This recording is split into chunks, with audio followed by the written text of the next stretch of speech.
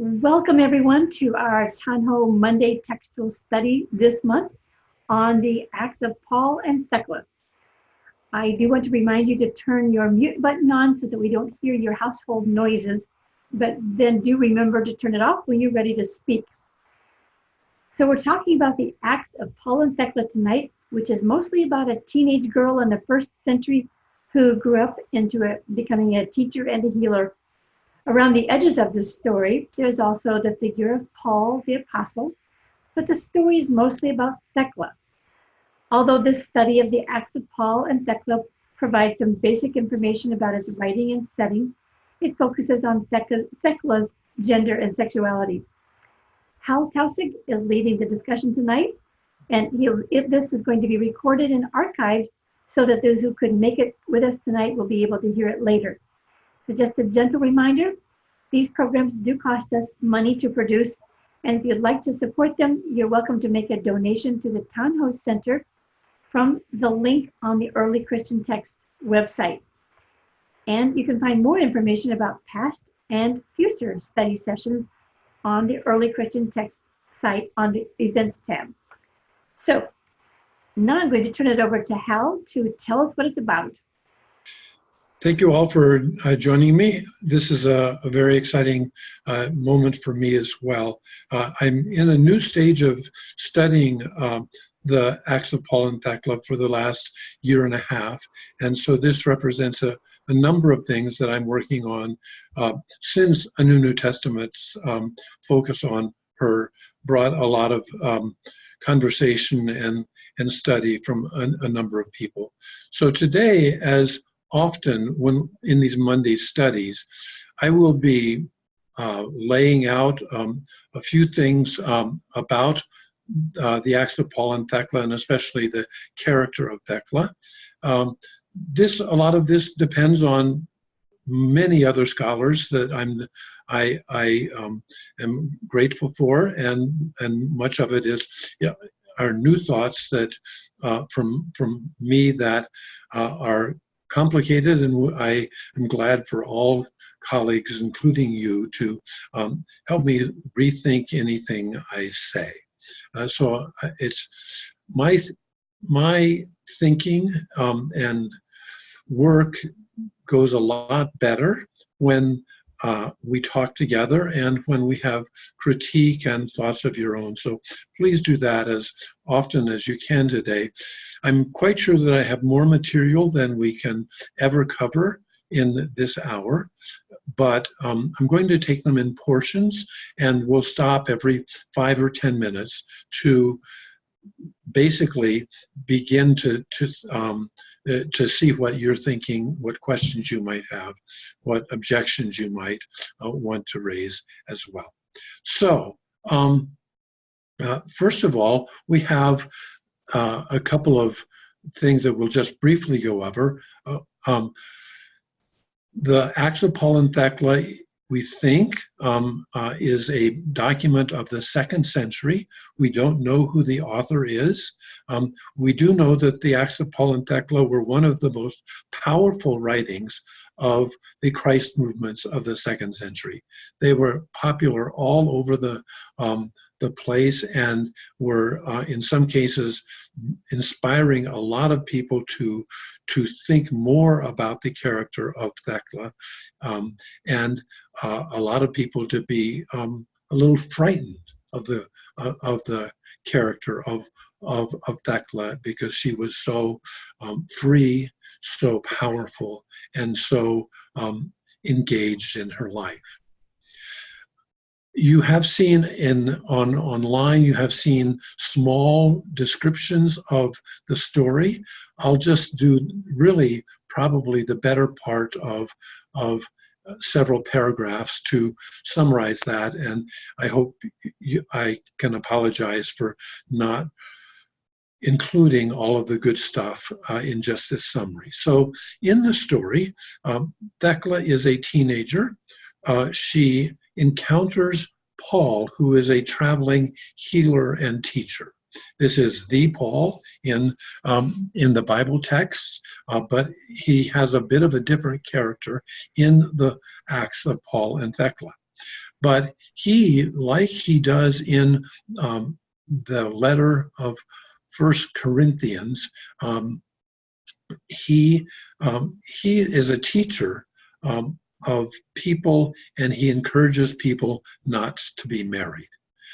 It is this teaching that Thecla hears as a teenager and immediately grabs onto it and wants as her growing up self to see that as the heart of who she is. She wants to be a healer and a teacher, like Paul is, and she doesn't want to be married. This immediately finds her fiance, her mother, and the government all against her. And these, throughout the story, the government is trying to kill her in one way or another, mainly because she has followed Paul into a way in which the better way to be a human being is not to be married. She then becomes, without Paul and with Paul, but generally on her own, she becomes a successful healer and teacher. There are many times that the government tries to kill her. None succeed. She dies of old age. And some say, and the Acts of Paul and Thecla say, that she was buried within about a half mile of Paul's burial. All right, so that's a little summary, and I'm going to stop here to see what things that you want to know that I haven't said, so we can make sure that people are at least on, in some ways, on the right understanding, at least to begin with, of this story. Oh, Paul, Hal, I'm thinking of Paul already. I think one thing that you could help us with is to clarify the difference between the Paul that we know who is a writer of text and this text that was written so much later. Is this meant to be the same person, or is he changed in some way, or what's the difference between that Paul and this Paul?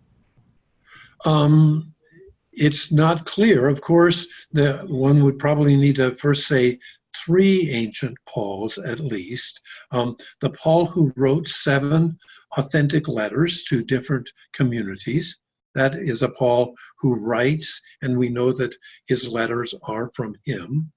Then there are a number of other letters in the New Testament and beyond that say they're written by Paul, but they are not.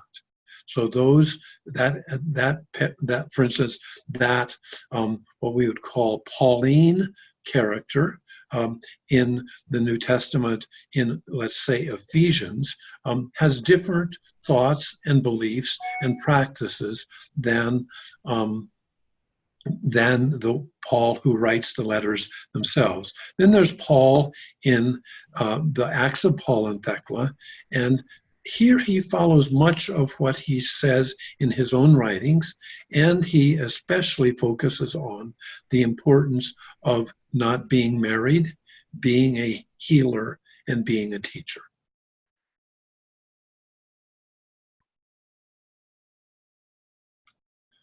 So thanks, Shirley, for getting us off on that. Any other thoughts or questions about the basic story?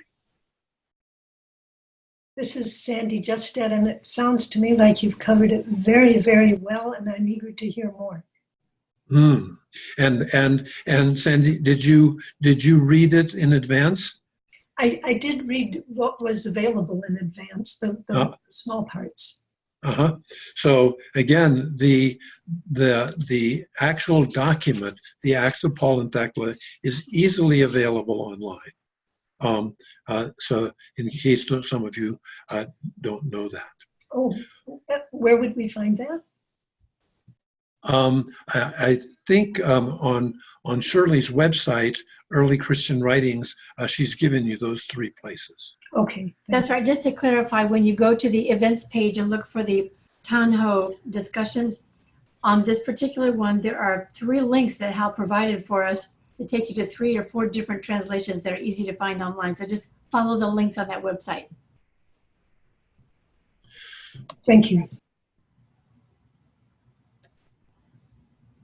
Other questions about the story?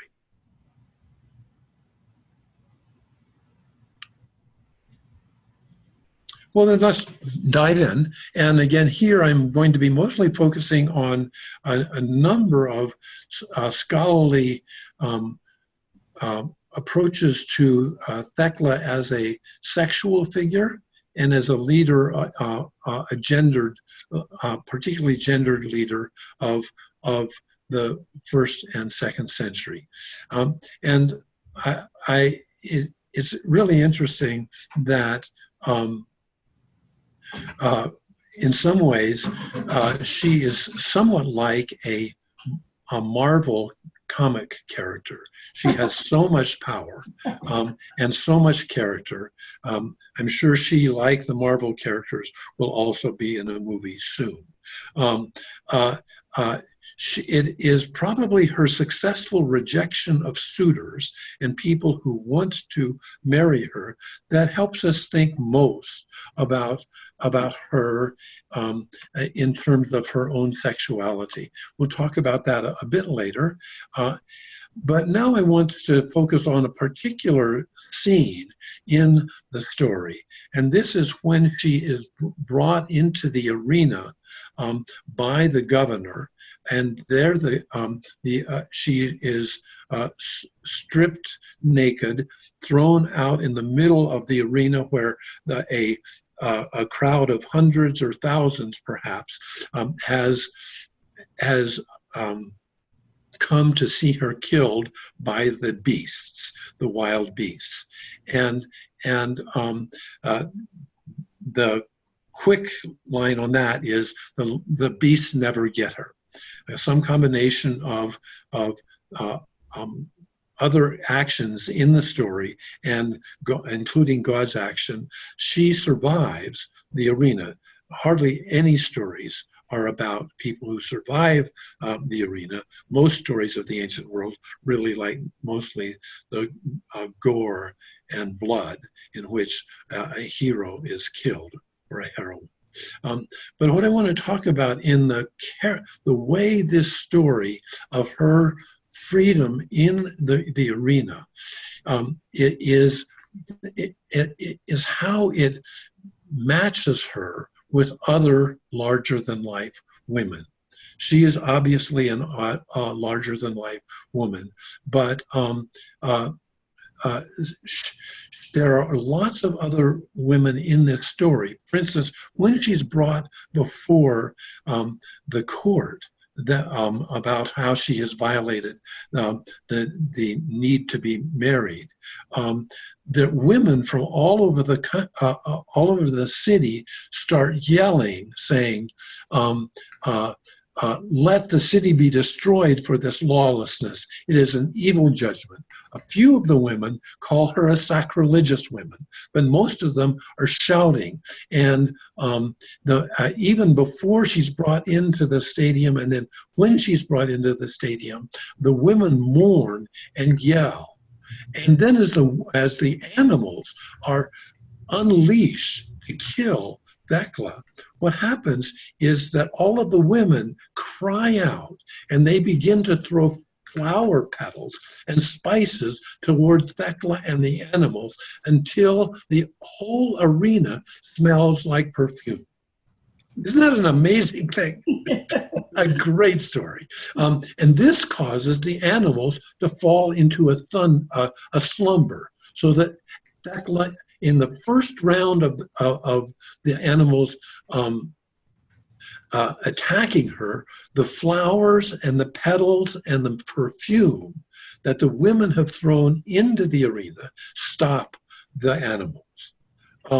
It seems to me that this is clear that who Thecla is as a woman and what her sexuality is has to do also with who these women are.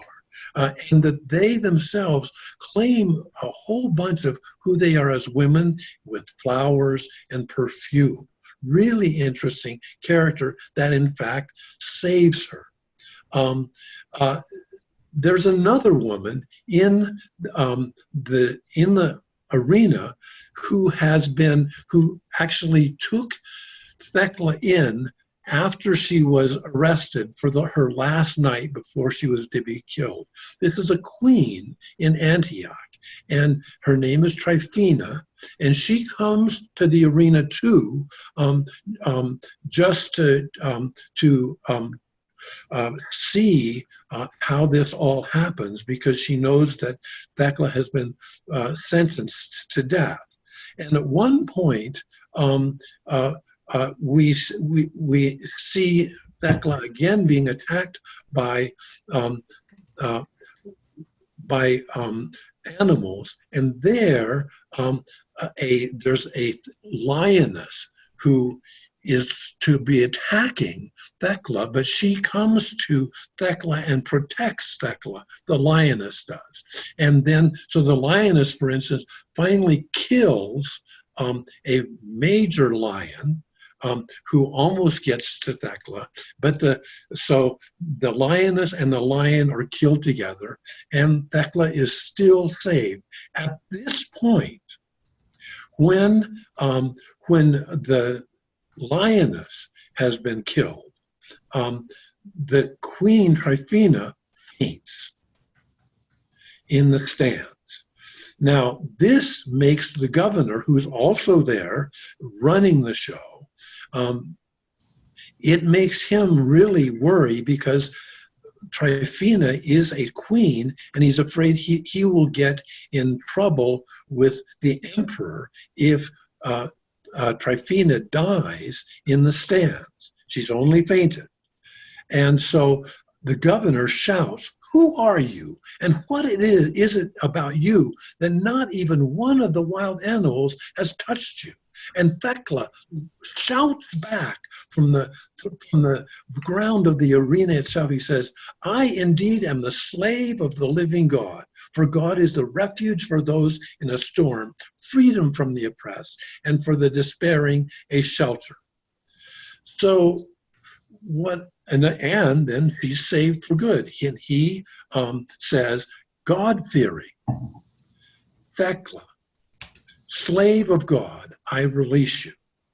And all the people cry aloud with one voice and give praise to God, so that the whole city shook from the women's voices. So I think the first thing I want to understand about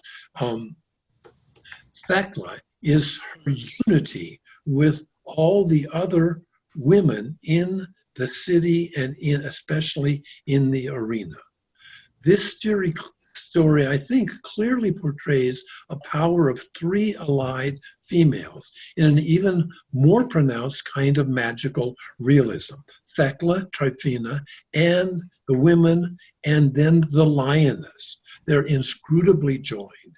It's not, however, a whimsical alliance of all the females, but again, a harmony whose drama has very taut meaning. Although in other places, Thecla's character is quite broad, Thecla, Tryphena, and the lioness in the arena are bound together in strength and mutual loyalty.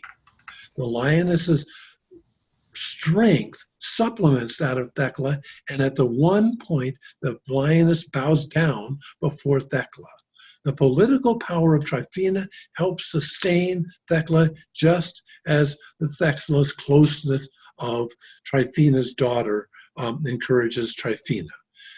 In other words, you have the women in the stands who are throwing petals, the queen, the lioness, and Thecla herself all together. Okay, that's a mouthful. Let me stop and see what thoughts you may have.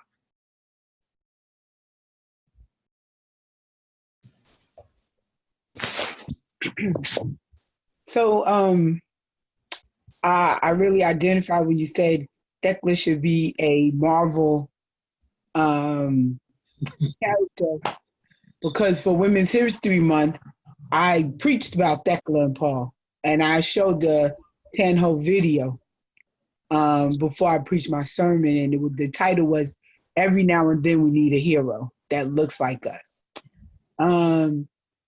I think it's so significant that it was a harmony of women coming against a patriarchal system that at times can be enforced by women, being the character of her mother, wanting to force her to marry, and being in agreement with her being thrown in the fire, being destroyed because she went against the patriarchal system.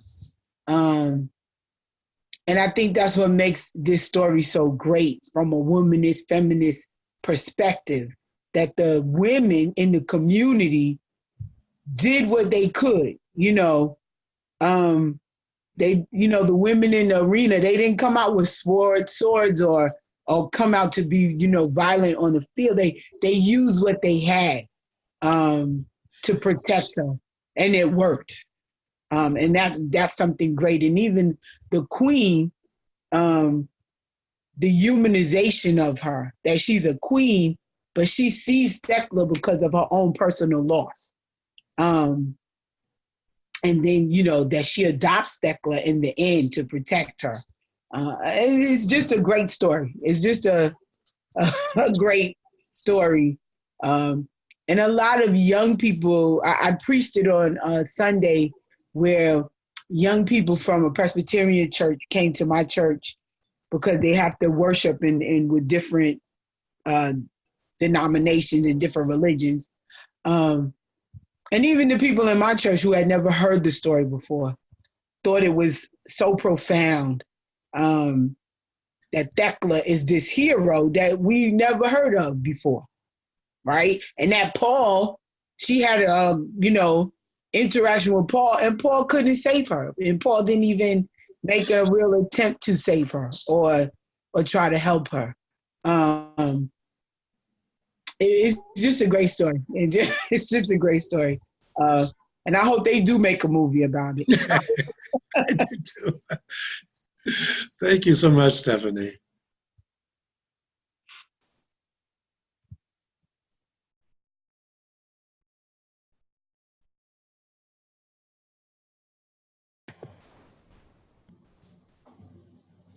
Hey, Hal, can you hear me? Yes, I can, Deb. Okay, great. I was going to say this is Deb. There we go. Okay, I think I was able to unmute everything. Okay, so it's right after this. I mean, if you're going to talk about this, we can wait. But isn't it right after this scene, or at the end of this scene, that she baptizes herself?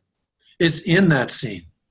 Yeah. Okay, so I never thought about it before. Like, is it important that it's at that point that she baptizes herself? Yeah. But it's like this perfect culmination of all this women's empowerment and all this stuff going on. And then it's like at exactly that point that she does that, right? And so there's, it's not some male priest or somebody else. She really, takes things into her own hands at that point. And it just seems like, in thinking about that again, that is the perfect time for that to happen, is right after you've had all these other women who are involved, when there's so many of them there, to just say, okay, and now, here's kind of the final amazing thing. Oh, thank you so much, Deb. That makes so much sense, and I had not made that connection. I'd been concentrating so much on the complexity of the unity of all the women there. But I do agree with you. And for those of you who don't know this part of the Acts of Paul and Thecla, one of the dimensions of Paul and Thecla relating to each other is that he, of course, is her mentor, not always the best mentor, but she keeps asking him as she develops her skills of a healer and a teacher. She keeps asking him if he would if he would baptize her, and he keeps saying, "Oh, later." And so finally, in this amazing picture of her almost being killed. It's there that she jumps into a pool and baptizes herself. And so I think, Deb, you're right that the story at the arena is so thoroughly composed around the unity of women, that you're right, that baptism belongs to that unity of women. I guess the one quick thing I could add is that I have never known people not to like this story, even though I most recently had the chance to share it with a group of women in a small church in the countryside of Indiana. And it was a small, just a small, it was actually the mother-daughter banquet. So this was a church in the countryside, and they still do mother-daughter banquets, right? They used to do those all the time when I was growing up, and it's kind of become less common, right?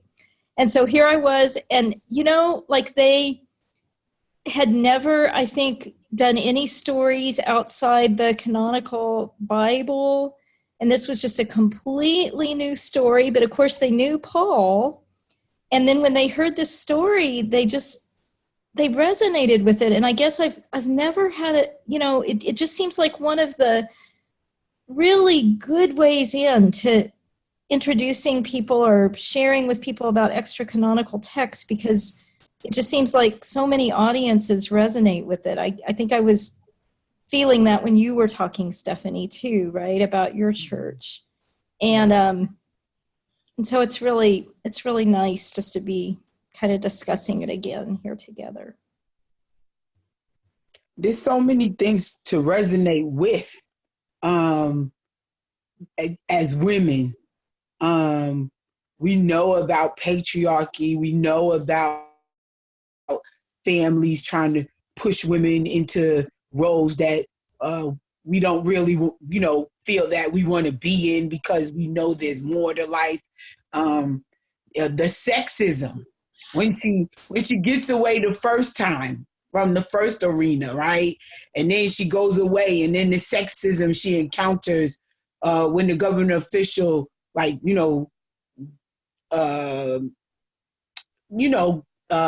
comes after her, and she says no, right? And she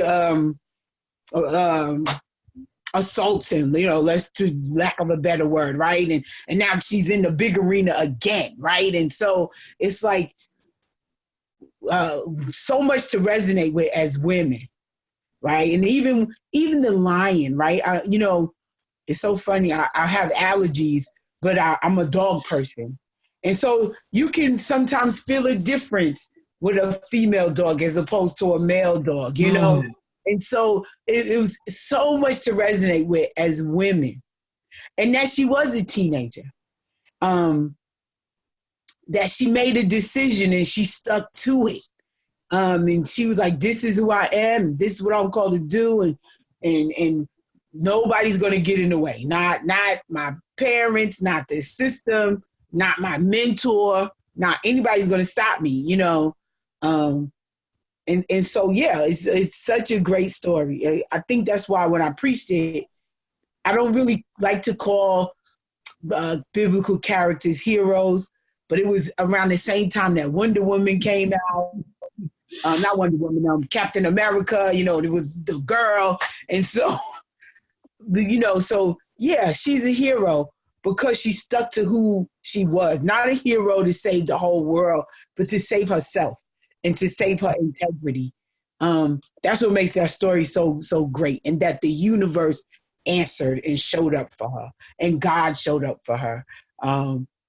Yeah, I love this story. Thank you.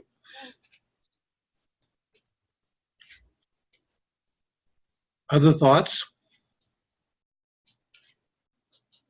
Well, yeah, I guess I'm going to come back to Paul again then, if you don't mind, because I've always admired Paul. I love Paul, and yet it sounds like I know that he's sort of like an ancillary character in the story, and I'm a little troubled by why he was not even being helpful I love to lift up and celebrate the woman, but I also don't want to do that at the expense of men being useful. Is there any hope for Paul in this story, or why is he there like that? Yeah, I think really folks need to know the story better and think with it more before real clarity can be made on that. Because the story is so carefully casted, I tend to think that this is as a good writer does, one builds a character quite intentionally. And here it seems to me that your question would assume that Paul is already great.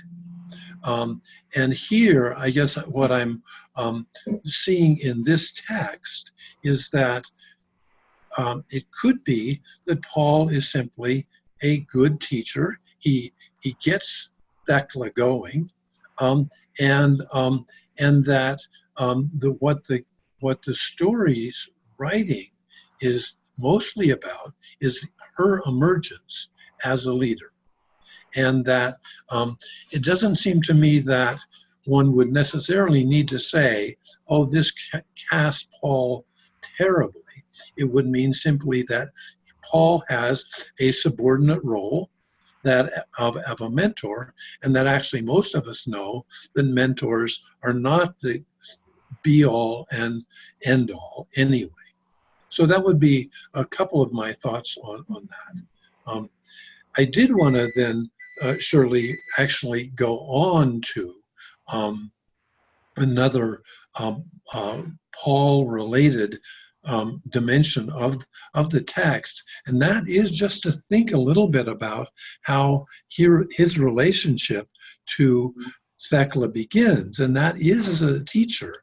And this is not in the story itself. The story assumes this in the first 5 chapters, and in other writings of Paul, like 1 Corinthians. But just to say that basically what Paul is teaching here is he's urging young men and women to abandon their family, and especially the domination and unkindness of family in the particular ancient circumstances. This teaching effectively attracts Thecla into her eventual vocation of teaching and healing. So in some ways, Paul is a mentor to Thecla, and in particular, a mentor who successfully convinces her to get out from the domineering family model that gave parents complete power over what they could do, whom they could marry, and when. I think we can't ignore this character of family life. The main way Paul teaches guided such young people as Thecla was to describe a way for them to escape the tyranny of this kind of family by not marrying.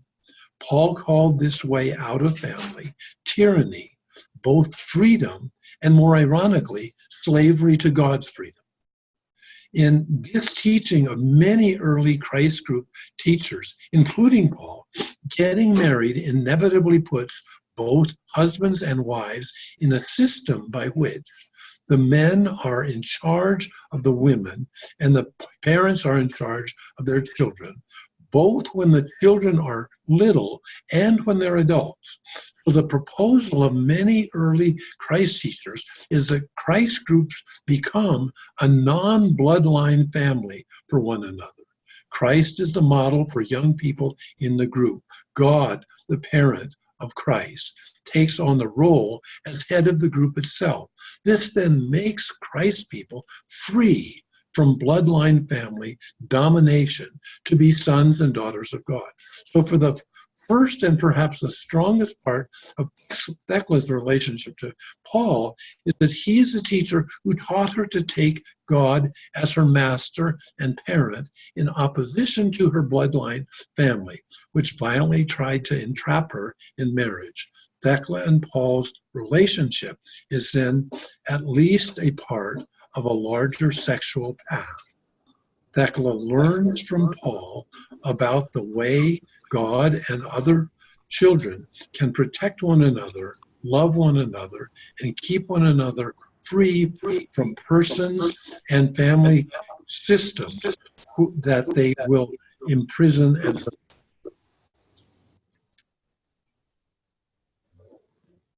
so let's stop a little bit here and see how what role Paul has and what he does about the formation of her own sexuality.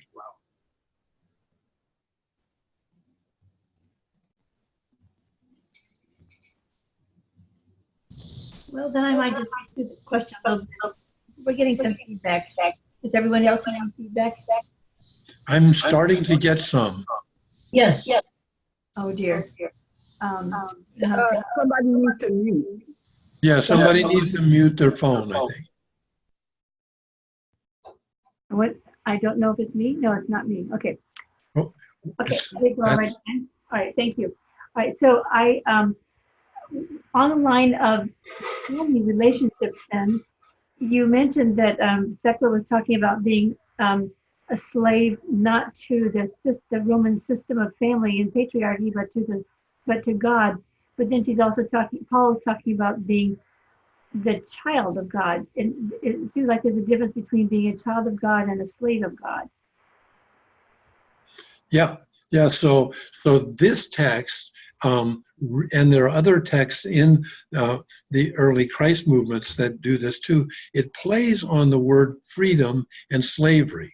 And there, what one really needs to understand is that there's so many slaves in the Roman Empire, hundreds of thousands of slaves, and so this.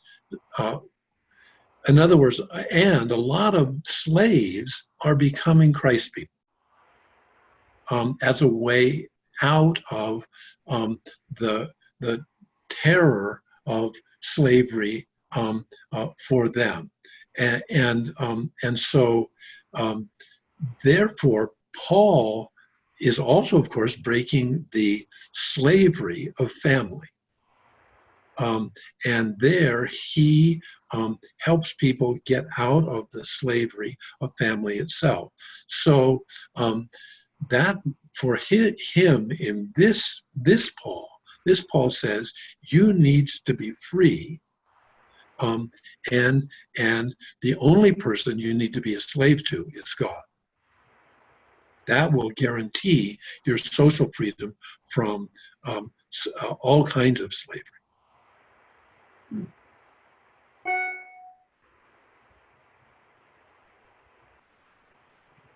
Let's get. This is such a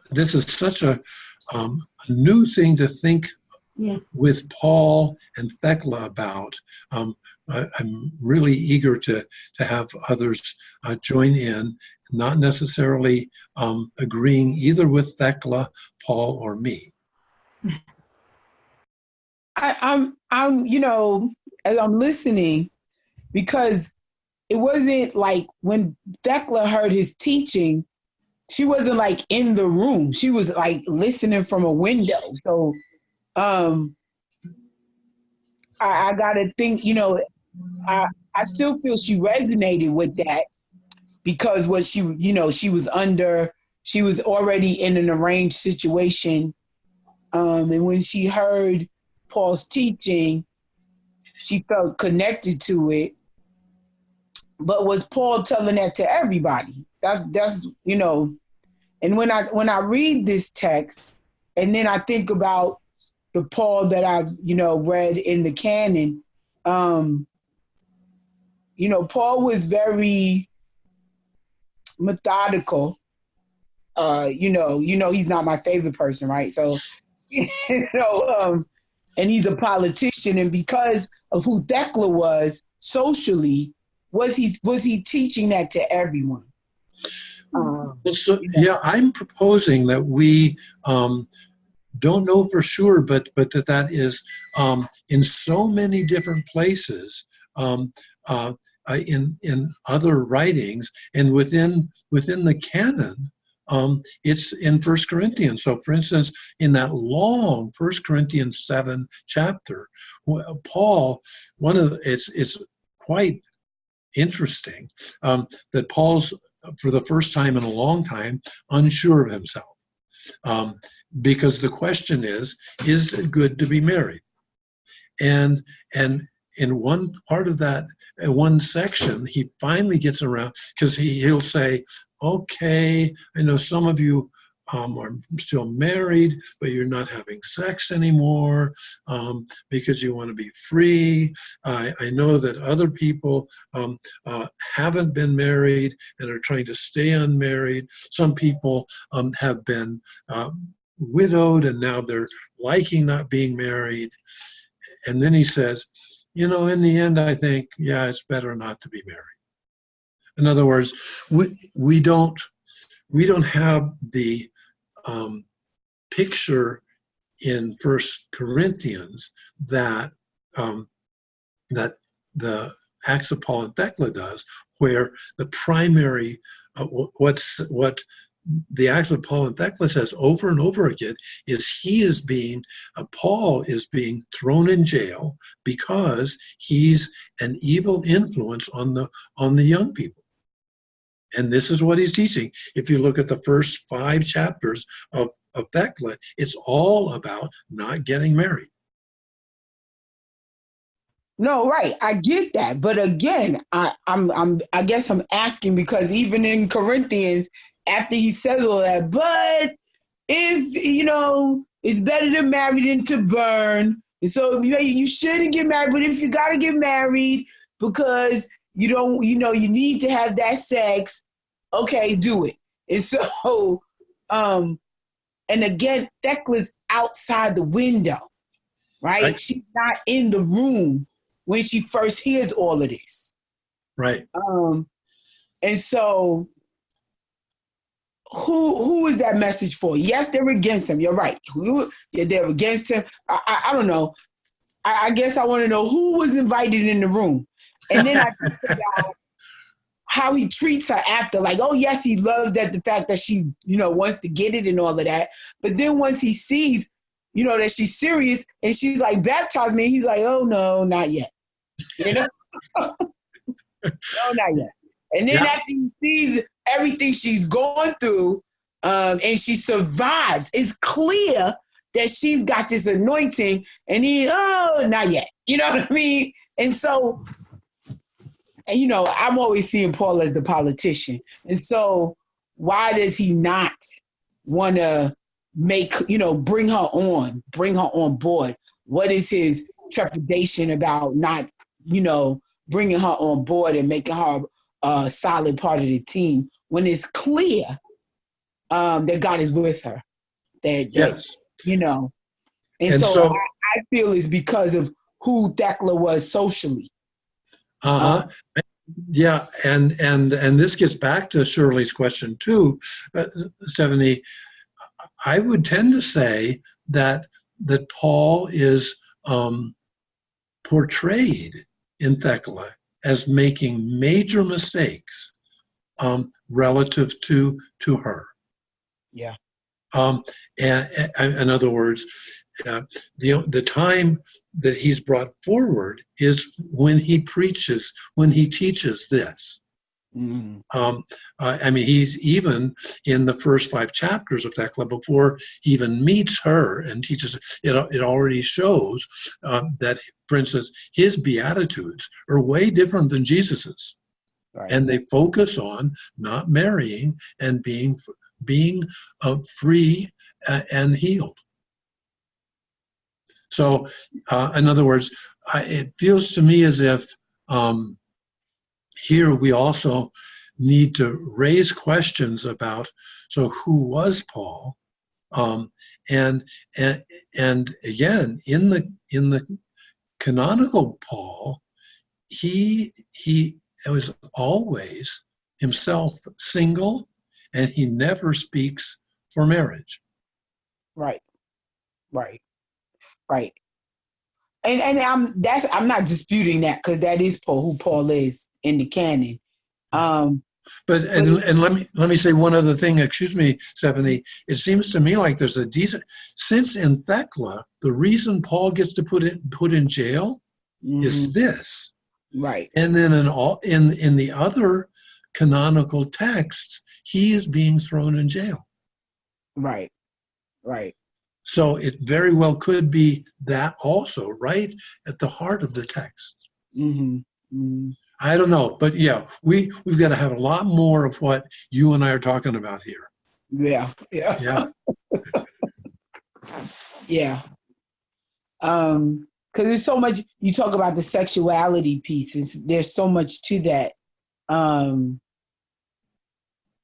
that has to be expanded because, I mean, yes, they said Thecla lived to be an old woman and she was a teacher and everything.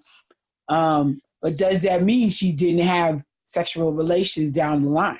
Does that mean? Well, and yeah, I think that's good. And I would want to just jump right on that about this. And I know you've worked on this too, Stephanie. This other thing, very explicitly erotic in Paul and Thecla. And let me just read that key passage and say a few thoughts about it.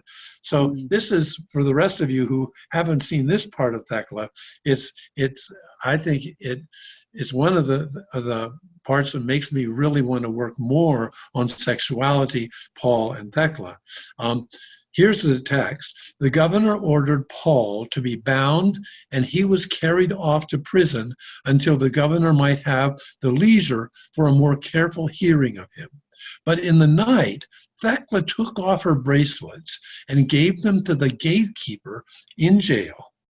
And the door was open for her. So Thecla bribes her way into jail to see Paul. She went into the prison and gave the jailer a silver mirror. In other words, to get really to Paul. She went into Paul and sat at his feet, and she heard the great things of God. And Paul feared nothing, having rights in this freedom of God. And Thecla strengthened her trust, kissing his chains.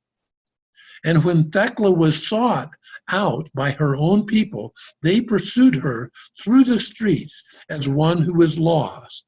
And one of the fellow slaves of the gatekeeper disclosed that she had left in the night. And they questioned the gatekeeper, and he said to them, "She has gone to the stranger in prison." And they went as he told them and found her bound in affection. They went from that place and drew together a crowd, and they together declared to the governor that what had happened, and Paul was ordered to be brought to the court. Thecla wallowed in the place where Paul taught as he sat in prison. Now, for me, although this is the only time in the rather long Acts of Paul and Thecla that Thecla is in any way intimate with Paul, it bears analyzing.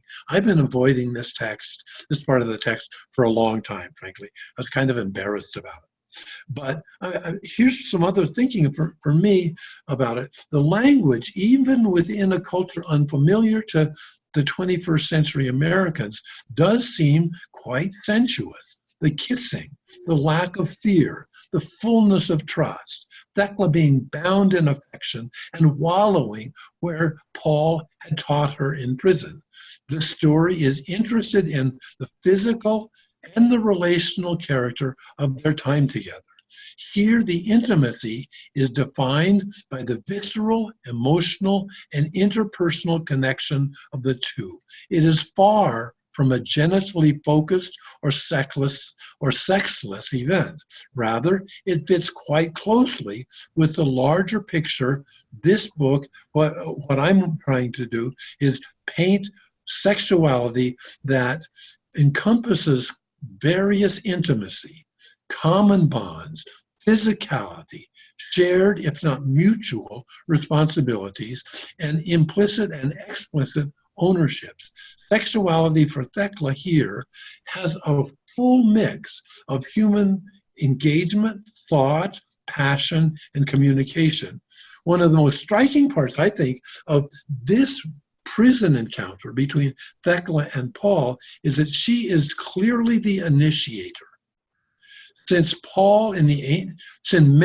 men in the ancient Mediterranean were in charge of most life and often aggressive sexually, this portrait of Thecla and Paul's intimate meeting is quite the exception. Here, every aspect of the story focuses on her proactive stance and what it meant to her. And again, this is not the beginning of them getting married. This is not the beginning of them being in other ways intimate or erotic. This is simply one time at the heart of this story. So we only have like 5 more minutes, but let the floodgates open. Okay, so I think it's important to look at this, right?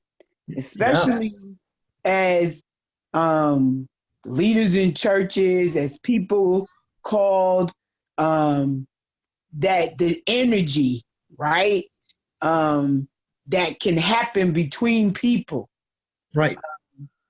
And if people are not sensible, for lack of a better word, right? If people are not self-aware, right? That we look at it and there is some intimacy there, right? And maybe Thecla realizes her call, but has this almost infatuation, right? It makes me think of Martin Luther and his wife. And so Martin Luther was almost like Paul, right? Even though in the Reformation, women and men should be married, for his own self, he wasn't going to take a wife. And so he found wives for everybody. He found wives for Calvin, all the other theologians. He found wives for everybody. And so his wife, he was trying to get her to marry somebody else. And so, as I did some study on it, he was intimate with her. Mm-hmm. But I'm going to get you another husband. And so she made it clear to him that if I don't marry you, I'm not marrying anybody. And she was a woman of gifts, spiritually. She really helped him when they did the Reformation and did church. But I think, because he wasn't Paul, right? He was trying to be this slave to God and only serve God, but he wasn't realistic, I feel. He wasn't honest with himself. He wasn't realistic about what he was doing. And so they say, really, he had to marry her in the end, some believe, because they believe she was pregnant. And so it's this energy between people. And spiritually, we have to be self-aware because it does happen, right? And we read in the text that she sat at his feet, right? And so some scholars like to say that has another meaning, right? Because Ruth sat at Boaz's feet, right? And Mary of Bethany sat at Jesus's feet, right? And so they say it has another meaning.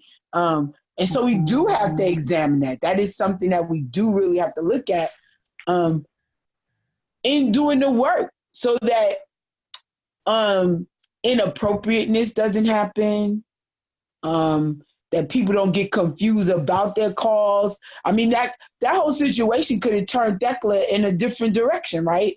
If not handled properly, if the call of God wasn't so strong on her. And I want to say, if she had not experienced what she experienced with the other women, that whole energy of the other women, right? That kind of confirmed and affirmed her as someone called to minister and be a healer and a teacher. But yes, we do have to look at that, because that if not dealt with properly, can really mess up people in the church, people in community, people's spirituality. So it does have to be examined. Yes, and on the other hand, I guess I want to say that the Acts of Paul and Thecla is quite comfortable with sensuality on a number of fronts. So I myself don't want to always start with what the dangers of intimacy, physical intimacy are. But it seems like the Acts of Paul and Thecla is striking a really new kind of pose that contemporary regular Christians don't even know about. True. Because like Martin Luther did marry his wife, right? And they did have a good marriage, right? Yeah. Well, maybe even beyond marriage. They weren't much into marriage there. Right, but they were like a power couple, right, in the development of the Lutheran Church, right? And so, you're right. I think when we look at the non-canonical texts, like the odes, there's so much sensuality in some of the odes that I think in that time, there was a comfort level that we lack in contemporary times. When yeah. You know your text so well in that regard. Thank you so much. And by the way, I'm almost certain that I'm not right on a bunch of these things, as you know. Well, I'm aware that we have just done our whole hour. And I know, Shirley, you need to say some things before we sign off and say goodbye. But thank all of you, but frankly, especially you, Stephanie, for being such a great colleague in this discussion. It feels like we get a lot. You and I should go on the road together on this. So it'd be really great. So I'm going to hand this back to you, Stephanie, or not Stephanie, Shirley. All right. Well, so just so everyone knows what we're doing, because we are archiving these wonderful conversations, I'm going to give a little sort of speech before and at the beginning and the end of this, so that people who are just reading this or picking it up on the archive will know what's going on. So bear with me. We'll say goodbye to each other after I give this little speech. So just hang on a little bit here. So I'm just going to say this. Once a month at between 8 and 9 o'clock p.m. Eastern Time on Monday nights, generally the 4th of the month at the Tanho Center, that sponsors this presentation and discussion of one of the early Christian texts. Each session is led by a trained scholar of these texts, and the discussion leaders share a well-framed overview of the particular text. All participants have opportunities to ask questions or share their own insights about the meanings and potential for these texts. There is no charge to participate in the discussions, but participants are invited to give donations, even small donations, to the Tanho Center via the link on the Early Christian Texts website. One does not have to attend every session, and anyone is welcome at any time. We look forward to your joining these textual studies. To learn more or participate in the next study, please visit us on Early Christian Texts on the events page. Thanks so much, everybody. Good night. Good night. Good night, and thanks so much, Hal. This was a great conversation. Just loved it.